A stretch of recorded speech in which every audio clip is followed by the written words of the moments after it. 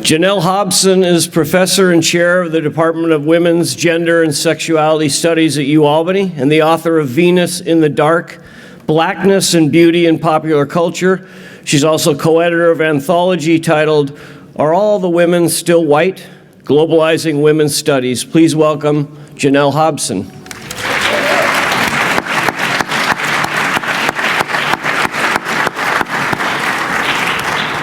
Maureen Mccoy is Professor Emerita of English at Cornell University and author of 4 novels, including Junebug and Walking After Midnight. During the mid-1980s, she was a Schwarzer Fellow who studied fiction, writing directly with Toni Morrison in Albany. Please welcome Maureen Mccoy.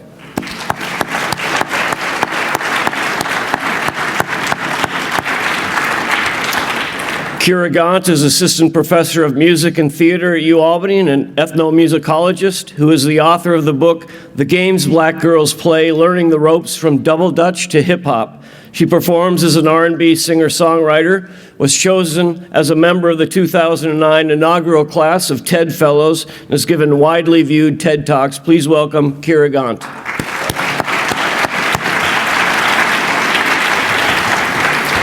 Suzanne Lance worked as Toni Morrison's Special Projects Assistant during her years at UAlbany, which led to her job at the Writers Institute, where she recently retired as Associate Director after nearly 30 years of extraordinary service to this organization. Yes. In addition, she's the editor of 2 books, including the 2018 Bootlegger of the Soul, The Legacy of William Kennedy. Please welcome Suzanne Lance.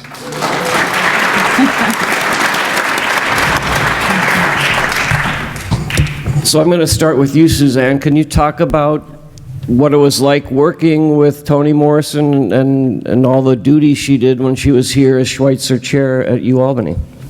Yeah, I'm not sure I can even speak at this point after seeing that wonderful.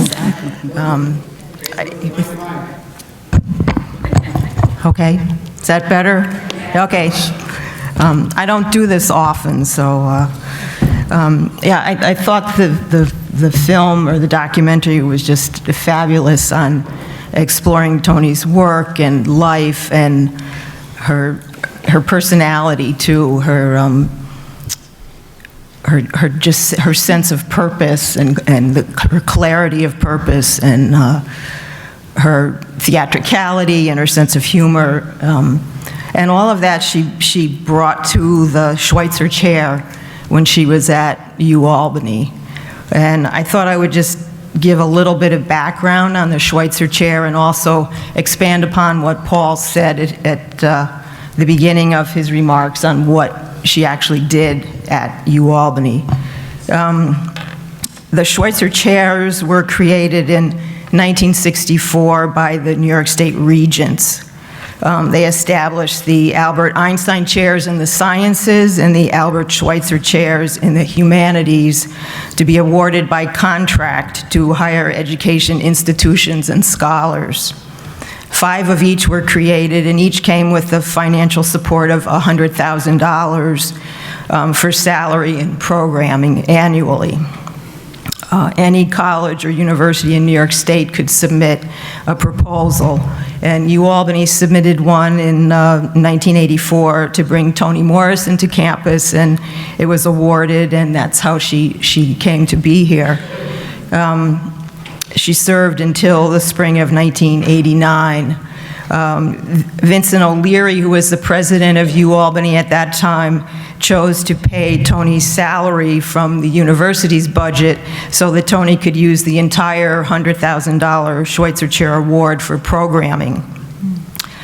I think Toni approached her position as Schwarzer Chair with the same level of focus and clarity of purpose as she did her own writing. She had a wealth of programming ideas and projects that she wanted to undertake with the goal of trying to attract more Black students to the humanities. As she said in an interview with Times Union's Pat Titterton, the humanities used to be, when I was a student, the place where the ideas were. So quickly, in addition to the programs that Paul mentioned, we brought Ruby Dee and Ossie Davis to campus to give a concert of prose and poetry. They performed an afternoon reading for high school students and then an evening reading for the general public. Ralph Ellison came in 1987 to give the first Albert Schweitzer lecture, and he talked about the importance of humanities, calling the study of the humanities indispensable as they help us communicate and understand our society. We also had Robert F. Thompson present a lecture on Black Atlantic art, on the origins, meaning, and importance of African visual art, music, dance, and philosophy. Gene Strauss, who was a nonfiction writer and had written a biography of Alice James, presented the second Albert Schweitzer lecture on telling lives, biography as craft, history, and art. As Paul mentioned, we sponsored a Birth of Black Cinema symposium, a three-day symposium of film screenings, presentations, and panel discussions, including Black cineasts and scholars, Clyde Taylor, St. Clair Bourne, James Sneed, Haile Jeremy, Spike Lee, Tony Cade Bambera, and Hortense Spiller. We also had a lecture by Cornel West. She also established, which Paul mentioned, the postgraduate fellowships for humanities scholars or writers at the beginning of their careers, and they were to spend 2 years in residency here at Albany to work on writing projects in consultation with Toni. They were also required to teach one course a semester at UAlbany and to give a public lecture. And Maureen Mccoy can speak more about what that experience was like. Toni also taught 2 courses. She taught a contemporary Black women writers and their fiction, and she taught a graduate writing workshop in fiction. She visited several English classes as a guest speaker throughout her tenure here, and she also presented readings at Union College, Albany College of Pharmacy, St. Rose, and in the Albany City Schools. As far as creative production, Paul mentioned that she wrote her first play here, Dreaming Emmett, that was produced at Capitol Rep in 1986. And she also finished Beloved, her 5th novel here, and received the Pulitzer Prize for it in 1988. As I said, she brought an intensity to the university and a real purpose. She had a real purpose for what she wanted to do here, and I think the university was better for having her here for 5 years. Wonderful. Thank you, Suzanne. Thank you. I learned a lot.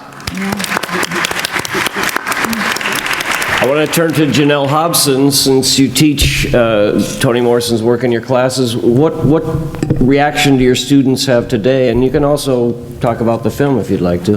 But I'm interested, particularly The Bluest Eye, that novel's now 50 years old, and you can see it's been banned, there's been a lot of backlash against it. How do students react to that and other Morrison works today? Okay. All right. Good evening, everyone. Can you hear me in the back? Yep. All right. Well, thank you first, Paul, for inviting me to be on this panel. And I think like everyone else, I'm still processing the film, thinking about, this is actually my second viewing. I did see this when it first came out last summer. So it's a very different experience watching it now. Last summer, I watched it before Toni Morrison passed on. So it's watching it now after she has already transitioned, and I really got emotional at the end. And so I'm thinking about so many things. Teaching is also another piece. I did tell my students about this. I'm not sure they're all here, but I did say, we got a Toni Morrison film to watch this evening, because I am teaching Beloved later in the semester. And I am thinking also about eventually, maybe in the fall, returning to The Bluest Eye. I did teach that in the past, which is interesting. I'm teaching not in a literature, I'm not in the English department, even though I majored in English, partly because I was a Toni Morrison fan. But I did work in a more interdisciplinary field, which is women's studies. And watching this film, it was just a nice reminder that not only was she this writer, but she was also this editor who was nurturing these fields in terms of contemporary literature, in terms of Black women writers, creating this space where we get Toni Cade Bambara and Angela Davis. So we're talking about nurturing these other writers too. So they have really given us what I call the foundational texts for a number of our fields, including women's gender, sexuality studies, and Africana studies. So that was quite something to see, that she was there, at that particular moment in the 1970s where she and others created the space for future scholars like myself to be here. So I'm still processing that. And I think it's important for us to at least acknowledge that, because when I am teaching her work, I'm now thinking about what is that legacy. There used to be, not even used to be, because I think even now I would have students, graduate students, who would make these distinctions between, studying dead white men versus like living women of color. But now that Toni Morrison has transitioned, as well as into Zaki Changé, Pauli Marshall, now we're going to have to deal with dead Black women. And I want us to think about what does it mean now to actually think that that they are now in this particular category. How do we ensure that they are still part of that canon? Are they part of that canon? I know in my field, that's one of the big things to make sure. I mean, the field was created precisely because scholars that came before me said this work is important. And I think having someone like Toni Morrison reiterating that this work is important is part of that legacy. And it was important. No matter what Walter Mosley said in the film, like, just give me my money, I don't care about the prize. The prize is important because the Nobel Prize, the Pulitzer Prize, did give her a certain kind of legitimacy. It did open up doors so that she is part of the canon. So I think about that a lot in terms of, so what do you do now when you're teaching? And I will now think about that particular description she gave in the film. She talks about seeing that image of the fully dressed woman walking out of the river as she's writing. And that is like her entry point in being able to write about beloved. And that image is so layered, as was this film, because the film looked at literature, but it also looked at art. I don't know if you recognize a number of the artists. I saw a lot of Kara Walker's work that was included in this film, and I think of Kara Walker as a visual companion to Toni Morrison in some ways. I think that's important. The way Beloved begins, 124, was spiteful, full of a baby's venom. I mean, you've got to peel away those layers, and that's something I have to teach students. The same is true with The Bluest Eye, her first novel. It opens up with Quiet as It's Kept. There were no marigolds in the fall of 1941. Got to peel away that layer too. Quiet as It's Kept is like, I'm letting you in on a secret. In the fall of 1941 is already building up this idea that in the fall of 1941 is the start of America's entry into World War II. So we have a kind of war story, but the war story has been individualized into this young Black girl who wants to have blue eyes. So those layers of how you have to pull apart how Black girls, Black women, they're at the center of the story, but she gives them this gravitas through the language, and that is something that I think is just something I'm always going to treasure, and something that I know I have to be able to teach and to ensure that students also have that same appreciation. Bluest Eye is hard, by the way. I find all her books very difficult, to be honest. Yes. Well, The Bluest Eye challenging, I should say. Maybe The Bluest Eye is probably the most accessible of her novels. I will at least say that. Even then, it's filled with all this pain. It's filled with all of these issues that I think so many students, even today, can identify with: colorism, racism, misogyny, sexual assault. I mean, there's this Me Too theme going on throughout that novel that is easily something that you can bring out and to actually talk about. So what's going on here? So there's the issue of beauty in The Bluest Eye, but then there's also the issue of sexual violence. There's the issue of incest. How do you talk about that? How do you talk about the reception of the book? Because that was, there was the banned book, but even within African American communities, there was this sense that she was breaking a taboo. It's the same criticism that a writer like Alice Walker faced when she did The Color Purple. It's the same criticism Ntozake Shange also faced when she did For Colored Girls Who've Considered Suicide, When the Rainbow is Enough. And yet at the same time, it's interesting that Black women writers were being criticized for this, because the same celebrated Ralph Ellison was also talking about these issues too in Invisible Man. So was Richard Wright. But there's a way in which they had permission, in a way, to write about certain issues, and as women, we have to step in line. We're supposed to not disclose certain issues. So I think with women's studies and Africana studies, it created this space where we can actually allow for Black women to just take center stage, and I'm going to write about what I need to write about. And that's what Toni Morrison did and others of her generation. And so that's something I know, it's a legacy I do have to pass on when I'm teaching. Wonderful. Thank you, Janelle. So I'm going to shift to Maureen Mccoy, who studied directly with Toni Morrison. Can you talk about what that experience was like? Oh, yes. I think people can hear me.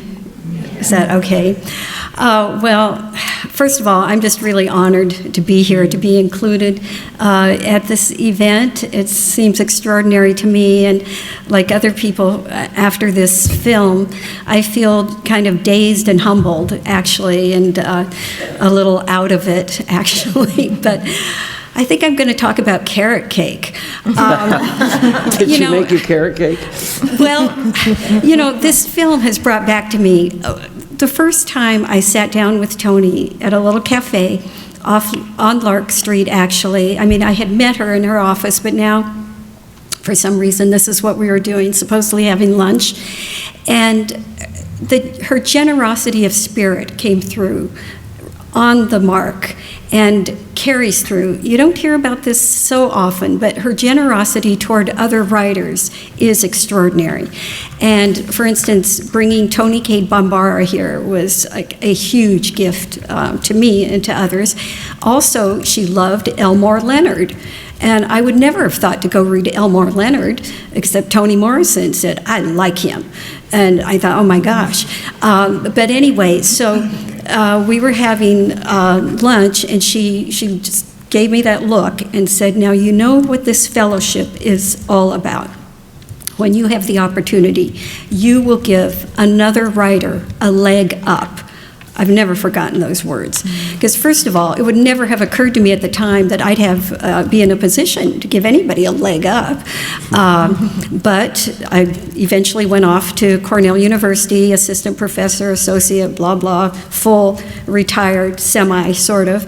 And in this time, and there have been some dark times too, because the work can be overwhelming. I mean, these smart students, everybody's all around, and MFA admissions and everything.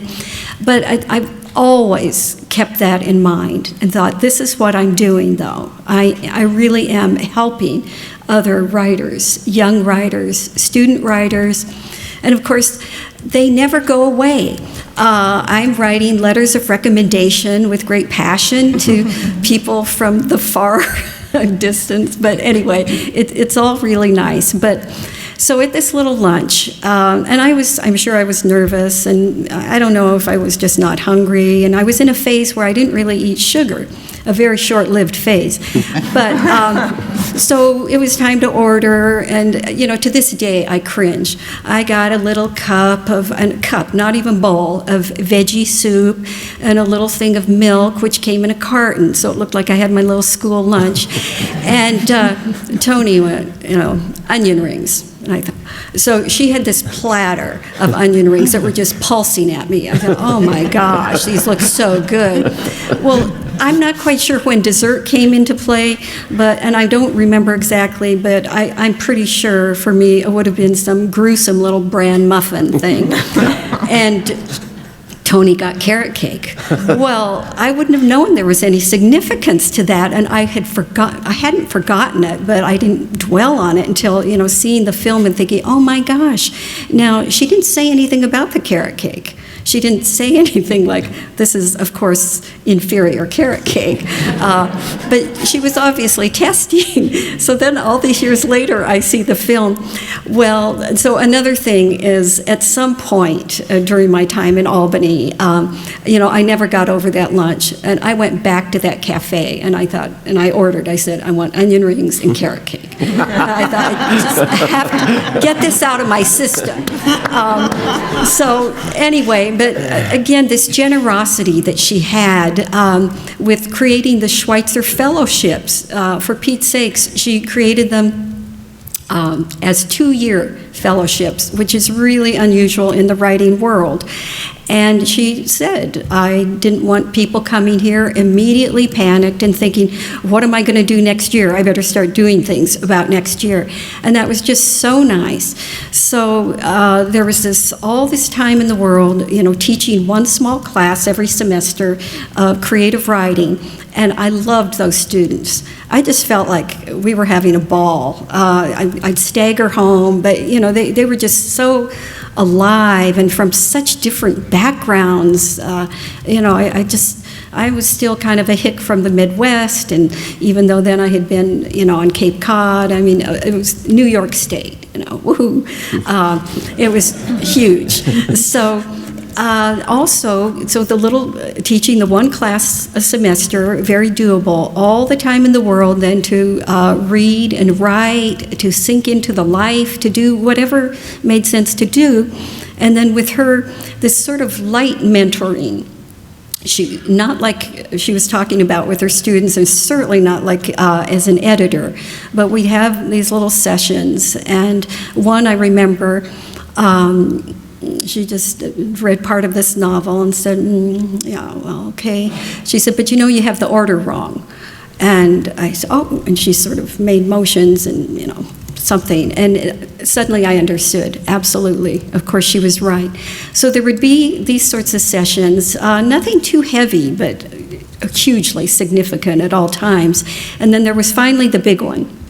At the end, I was in New York City, and I'm not sure what the deal was, how she knew where I was, but she called up, and she was there. And I was taking this manuscript of a novel over to a publisher that day, and she said, well, come on down. Hey, so to where she was, her house. So anyway, I took that over and took a blueberry pie on the way. I found a blueberry pie. I thought this is probably a good thing to do, which it turns out it was. So we had a nice talk, and I told her I took it over, and I didn't know yet. I really didn't know about a title. And she just kind of looked for a minute, and then just gave me that look and said, "Divining Blood." And I said, "Oh," she said, "that's your title." And then she got out a big paper bag, grocery bag, and ripped it up and had a big piece of it and just wrote it in big black letters, "Divining Blood," and looked at me. And so I said, okay. And that novel was published as Divining Blood. And the thing is, even though it was such a shock to me, it would have been far worse than impolite to say, well, I have to think about this. I instantly understood this would be a really bad omen. This is the thing. You just, okay, this is it. So, that was great. But so my time here was just very, very rich. And I actually left here with some contraband, now that I think of it, and thinking about Toni Cade Bambara. It's been decades, so I don't think anybody would care, but somebody slipped me some cassettes of some of the great readings that had gone on here. Two people who I loved, Edna O'Brien and Toni Cade. So wondering, as you did, Janelle, about carrying on, the tradition and dead writers and all. I have for decades played this contraband cassette of Toni Cade Bambara reading Gorilla My Love, which is a fantastic story, and anybody who was here for the reading would remember the way she read it was great. It's one of these stories in her voice that reading the story on the page is a lesser experience, even though we write to write, but this is extraordinary. And at one point, actually, I guess I have a second tape, I would have students work the, AV, whatever these things are, and one said, "Oh no," and here was the tape, all ripped up, and I said, "Please take it out." So I took it over to the whatever tech people at Cornell, and they called and they said, "We can save this tape, but we are going to have to cut like 25 minutes off it." And I said, "No, don't touch it at all." But something in me got kind of almost angry, and I said, "Now," and I didn't sound angry, but I just said, "Now, look, if I were the FBI, and I need this tape. I mean, there's got to be something. There's got to be a way. I need this tape." And to this man's credit, I don't know who he was, he said, "Yes, there is a place downtown. Go check them out." Well, they had no trouble at all, and they put it on CD, and I still, though, I used a version, I guess, a newer version of the cassette. But anyway, so just, again, Toni brought so much to everything. And I guess just one quick thing about her work that really stands out to me as a, I don't know, minion sort of writer over at the side, is that she could take the ordinary and elevate it to the extraordinary with significance and wonder.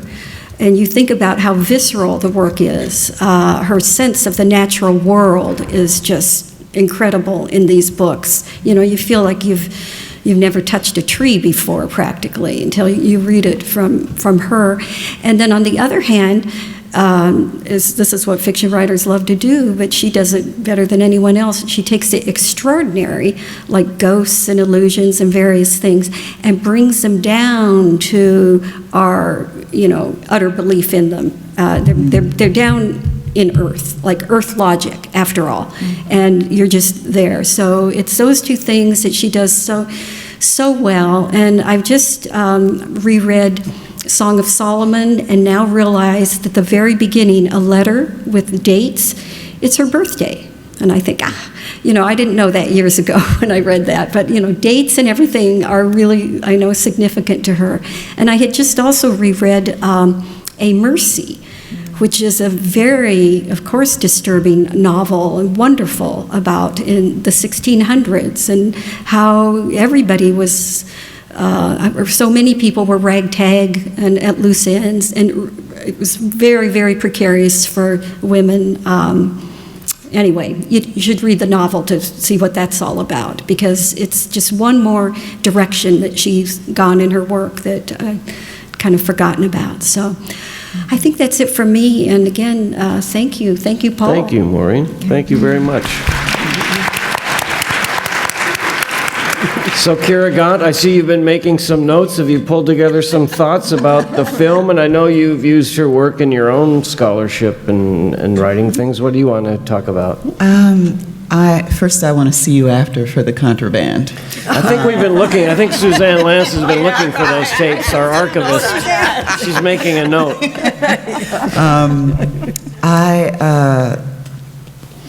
I wanted to start by saying that Beloved vexed me. I was sharing when we were having dinner that I couldn't even read the first line in graduate school. And I had one of my best friends was an avid fan of Toni Morrison. And I was sharing with them, I mean, like, I can't even remember what the first line was because I was so vexed by, like, what is I-24? I don't know, like, is it a highway? Is it a... and I say that because there are so many, perhaps it's more than just Black students in academic spaces for whom this kind of reading, it's a rich, sophisticated logic that is shaped by this fictive world that many of us have been trained to abandon, to be honest, in my opinion. And so I wrote to myself, you know, in the question I have is, are we providing this kind of rich life that you just talked about having with Toni Morrison? Are we providing this for young people today in the education that we're offering them? In this political moment, in this particular time, are we providing them the practice of the secret inner voice that is a part of being human? That I love the way that Miss Morrison explains in the film that, or one of the people in the film that talks about her, that if you want to understand what it is to be in this nation, that African American girls and women provide that secret inner voice. And it's not specifically about anything about our skin color or our sex. It's about that we occupy the space that is, it forges the humanity that we are supposed to be able to embrace. But in this age, I was saying in my class, I'm teaching, so I'm in the music and theater department. I'm a digital ethnomusicologist and a musicologist, and one of the first people to kind of help define the field of Black girlhood studies. And I was saying in my class yesterday that, you know, I'm writing a book called Twerking at the Intersection of Music, Sexual Violence, and Patriarchy on YouTube. And I'm explaining to my students, you know, yep, we're always, as Toni Morrison would say, no one takes us seriously. No one takes Black girls and Black women seriously. We're always the butt of the joke on YouTube. So I was telling my students that if you want to know why I'm writing that book is because if you want to know what's going awry in this nation, study what's happening to the least of us. So Black people have always known about disinformation. This is not new, this political moment. We've always known about disinformation. It's just finally arrived at the level of social media and that we're concerned about it. Native Americans have known about it. Women have known about it. We just didn't call it that and we didn't care about it. So what Toni Morrison brings to the world, continues to bring as an ancestor to this world, is what humanities, the humanities and our own individual and collective humanities is all about. And it's rare. We're still, I think, I was just saying to myself about a week ago, I need to write more fiction. I'm a nonfiction, like, I love documentaries, but there's something about Afrofuturism and fiction and being able to imagine yourself outside of the world that has been projected on a body like mine, or someone who's disabled, or someone who is the runt of the pack, or the too tall, or the too gangly, or there's something that fiction, and I think the humanities, the way that Toni Morrison talks about it in the film, is lacking in our educational system in the United States. So I just wanted to make that point because that's what I was left with. And I want to, I'm just going to touch on several things. It's going to be nonlinear, which is great. That's where I'm a jazz musician, so I mean, improvisation drives the way I teach, you know, and I have a student in class who's like, when is the syllabus going to be passed out? I'm like, what do you want to know? And she's like dumbfounded. I'm like, she wants to know, you know, like, can I pass the class? But she's even afraid to ask. But, you know, bringing a spirit of improvisation and nonlinear thinking is really important. That's just my bugaboo. So in speaking, no, this is, yeah, I said all of that. Oh, it's good to take notes right before. I love the point about questioning perspectives. I don't think we do that enough. When she was talking about that the reader's voice, and this still persists, that the reader's voice, when you're reading books, you presume. You don't even have to ask. It's not questioned. My students don't see it, don't notice it. They're not being trained to notice it. That the voice that we read about generally is of a white male. And whenever I write in something other, people are begruntled, upset with them. It's like, oh my God, you know, like, there's something wrong with this. You said syllabuses, it's syllabi. This actually happened to me my first time teaching. And the creative imagination of someone who is trying to be someone like Toni Morrison, I'm speaking for myself, where I'm not afraid, where I'm not like worried that they're gonna kick me out, that I gotta have my little ID card that my mother told me you carry your ID with you, you put your social security number on your check so they won't question you at the grocery store. All of these little sedimented microaggressions that many of us who are professors carry around. And then to meet undergraduate students, I teach mostly undergraduate students here at UAlbany, who are just scared of everything and don't know the rich history of the Black book. I also wanted to say that, you know, like, as a music major, are there any people who are trained as artists, music majors, artists? Particularly in music, most of my credits in undergrad all the way through grad school are so devoted to just training in classical music that there was no time for learning about anything Black. I didn't read a Black female novelist's work until I was 3 years into graduate school, PhD, not master's. I'd never studied Black history, only had things that were passed down to me.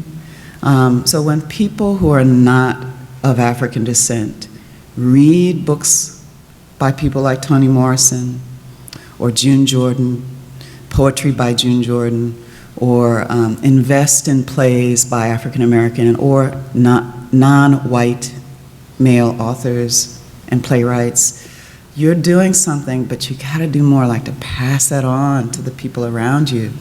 I wrote to myself, are we torturing our kids akin to Beloved, you know, the daughter coming back to haunt the parent? Or are we, you know, like being guardians for the humanity that they're just longing for? What Toni Morrison, this film is just so rich in wisdom about the things that most of us don't have the courage to say. I was smarter than them. But not to say it like, can nobody tell me nothing? You know, like some kind of hubris about that, you know, I'm unto myself and nobody can touch me. But to be generous and to give back and to remind people that it takes a lot of courage to rise above sexism, racism, misogyny, being called an immigrant or that you're not legal. And the only way you find that is really through the communality that, like, all of the, you know, those 38 authors writing on her behalf. How often do we do that for others? I even imagine, like, what would it be like if I asked my students in my class to be like, I want you to, like, raise somebody up even though they're not quite there yet and do something, 38 of you on behalf of just one person in the class. Like, allow them to be heard, their secret inner voice that's still brewing, still growing. And so there was so much about this film I could really, so I'm gonna not tangent. This is a few things. How does a child learn self-loathing? Who enables it? And what might be the consequences? moment where Sonia Sanchez says, "If you don't laugh, you don't survive." Right before it, she talks about throwing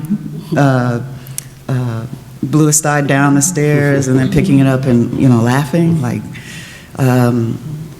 this trauma that's visited on those of us who live these experiences, like these intergenerational experiences from trauma like forced labor, being thought of as a slave instead of a person who was enslaved, is still, I see it in just the ways that my students or I was unable to kind of even ask somebody, what's the first line of the book mean? Like I was embarrassed in graduate school. Instead, I did what I see my students do, which is, I don't like reading. I don't like this book. This book is hard. I don't want to read this. They want to read the internet first results on Google. And I love, first of all, I watched the movie on YouTube right before we came. So I'm not poo-pooing social media. I'm just saying that the critical thinking skills that would say the good stuff takes effort. It takes guts. It takes courage and compassion for yourself, that being a student means that you don't know. You don't have to know, but you've got to ask questions. And there's just so much about her life. I mean, I could go on, but I know we'll probably dialogue more. It was just an incredible 2-hour film. And I can go to sleep. Like, it's near my bedtime and my alarm is going to go off soon. Thank you very much, Kira. So we'd like to have some questions from the audience for any of the panelists, and we have some microphones coming around. If you just raise your hand if you would like to ask something or make any comment or reaction to the film. Who has a question? Yes, that's true.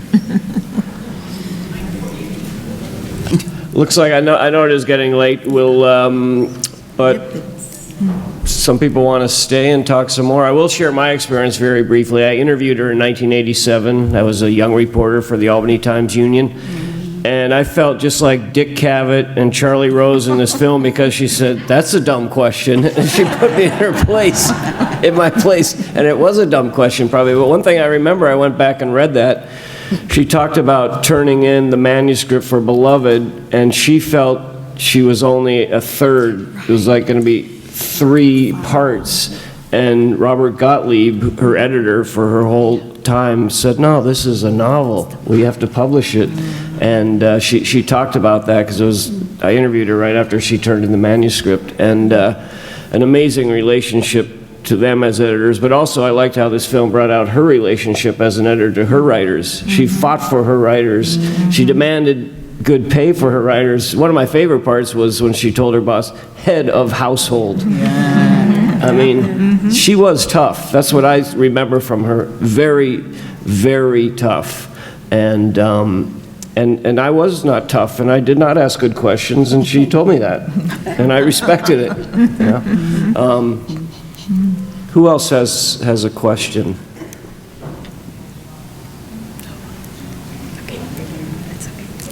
Over here? Yeah, there's someone over here. Yes, Bring your secret inner voice. Yes, we have a microphone right here. We'd love to hear questions, comments, anything.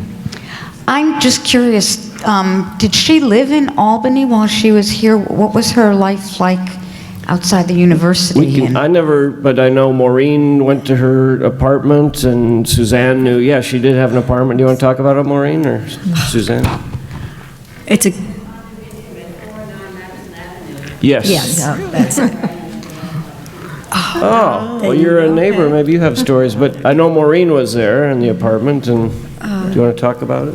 Well, she did live here during that time, at least my first 3 semesters, but that's when she went to Princeton. But even though she was living here in Albany, she'd be here part-time. I mean, she'd go other places. She'd be away down to New York and kind of come back. But she was around very regularly, though. But she still had her house in Nyack along the Hudson Yes. River where that was mostly filmed, just Yeah. right near the Tappan Zee, well, the Nyack and then... Mario Cuomo Bridge now. Hudson Sorry. Valley, right? Yeah. Yeah, Nyack, and then one, I'm not sure when, but this wonderful one in New York City, too.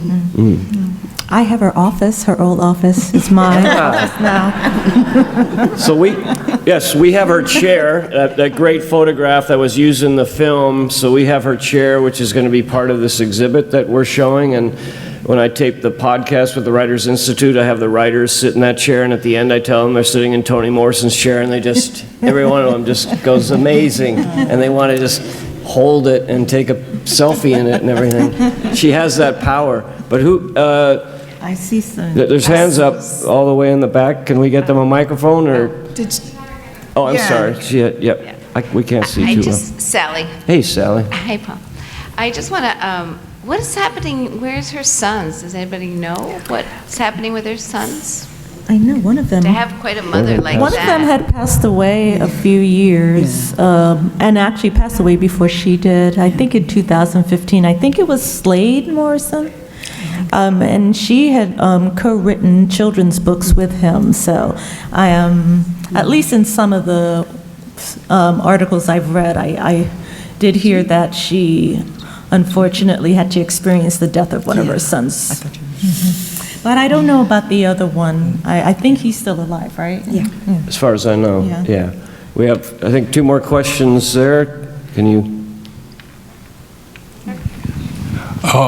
In honor of Toni Morrison, I'd like to start an initiative, perhaps with you, Paul, in writing an article, but there are some changes that the Nobel Prize needs to do in order for Toni's statue and the prize remain commensurate to each other.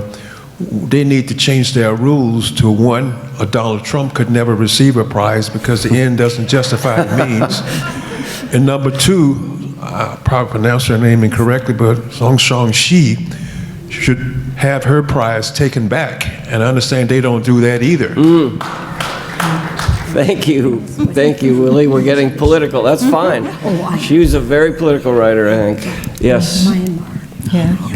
Hey, y'all, thanks for a wonderful gathering tonight. The film was wonderful in talking about her novels. It didn't really touch much on her critical work, and I thought about when I was a grad student writing about Toni Morrison, and everyone was asking me, oh, I don't know him, what does he do? And then, because I was overseas at that time, and but then she won the Nobel, and I got so excited, I was like, I have to know more. So I wrote to the Nobel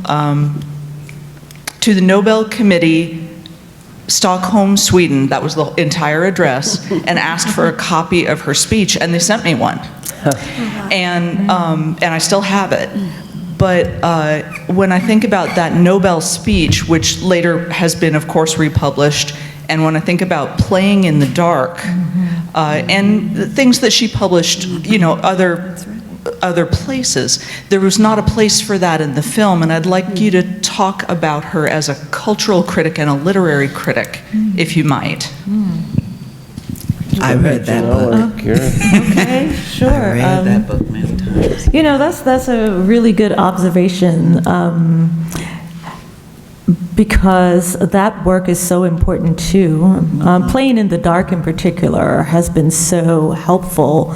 And when you read Playing in the Dark, you definitely get a sense that she's grappling with the subject of race just because of the way race has kind of colored the reception of her own work. You know, one of the things I thought was really fascinating in this film is how they explored the ways in which, yes, there was a validation when she won the Nobel Prize, but then there were still people who thought they could criticize, that they really thought that this was an example of political correctness. It's the only kind of ridiculous thing that could only happen because an African-American woman won that prize.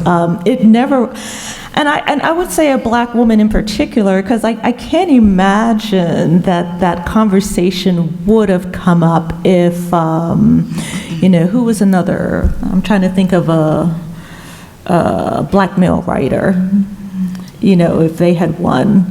I'm just thinking that if a Ralph Ellison or even James Baldwin won, I don't think anyone would have said political correctness at all. I mean, they're all great writers. Toni Morrison is great too, but there was a way in which you could kind of invalidate that. And I do believe that Playing in the Dark, the essays that came out of that was about grappling with why race and gender, the intersection of race and gender still colored that kind of reception. I hope many of you have read Playing in the Dark. It's a short, nice, short little collection of 3 important essays on whiteness and the literary imagination. And so she's engaging Willa Cather, she's engaging Mark Twain, I think Ernest Hemingway, looking at the canon, really, and interrogating the ways in which the black presence, she calls it the black presence, is still so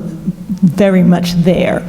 And what I think is interesting about the critical work is we get that, we also get the work she did with the Anita Hill and Clarence Thomas hearings, as well as the O.J. Simpson trial. She responds to that too.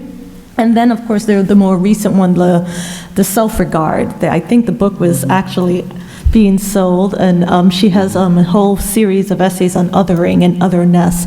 So that work is so important, but I also think that it's a parallel too, because Mercy also engages those issues, as does Paradise. Think about the very first line in that novel. They shoot the white girl first, and then she proceeds to not let us know which of the characters is actually the white girl. You have to kind of like you have to figure that out on your own. Even though I do remember when I saw her in person and someone asked, so who is the white girl? It's like, isn't it obvious? That was her response.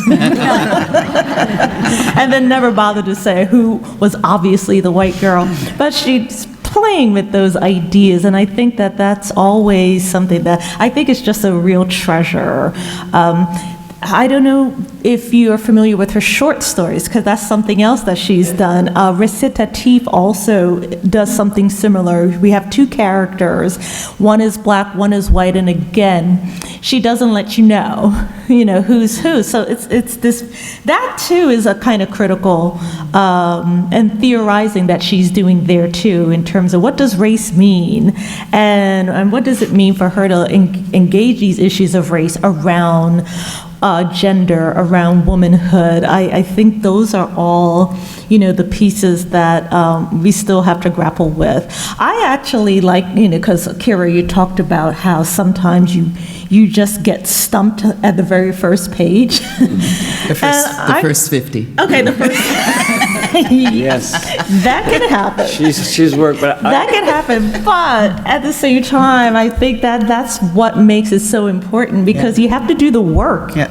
You absolutely have to do the work, and that's some of the fun, I think, in actually, teaching her work, and also why I try to integrate it with pop culture, because another thing I like to teach, like this semester, in addition to teaching Beloved, I'm also teaching Beyonce's Lemonade, but I have to because it's I like. want to take your class. This sounds like fun. But I'm gonna have to apologize because we're leaving a lot of table. But I know we've kept people here for 3 hours. This went longer than I want because Toni Morrison is an amazing subject. We could keep going, but I want to honor our Performing Arts Center staff who have lives and it's getting late and they have to clean up. But thank everyone. Let me thank our panelists real quick.